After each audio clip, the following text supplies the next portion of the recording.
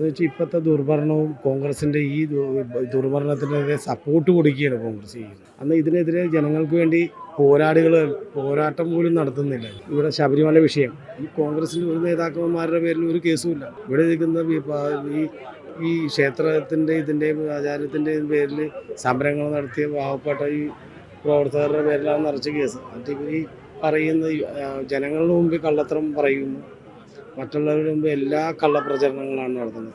ഇവിടെ ജനങ്ങൾക്കൊരു ചെറിയൊരു ജനിക്കുന്ന കൊച്ചു വരെ ഇവിടെ കടത്തിലാണ്. ആ അവസ്ഥയിലാണ് ഇവിടുത്തെ കേരളത്തിൻ്റെ അവസ്ഥ പോയിക്കൊണ്ടിരിക്കുന്നത്. ഇവിടെ ഇപ്പോൾ ഈ കഴിഞ്ഞ പെൻഷൻ കൊടുത്തത് എത്ര കോടി രൂപയാണ് കടമെടുത്തേക്കുന്നത്? ഇത് ആര് അടക്കും? ഇതെവിടെ നിന്നെടുത്തിട്ട് അടക്കും? ഇത് അടക്കാനുള്ള എന്ത് വരുമാനമുണ്ട് കേരളത്തിന്? അതിനെക്കുറിച്ച് പോലും ഇതുപോലും ബോധവൽക്കരണം പോലും ഇല്ല. ഇവിടുത്തെ നമ്മുടെ LDFിൻ്റെ ഒരു ഭരണകൂടം വളരെ മോശപ്പെട്ട രീതികളിലാണ് ഇപ്പോൾ പോയിക്കൊണ്ടിരിക്കുന്നത്. അതുമാത്രമല്ല കോൺഗ്രസിൻ്റെ അതുപോലെ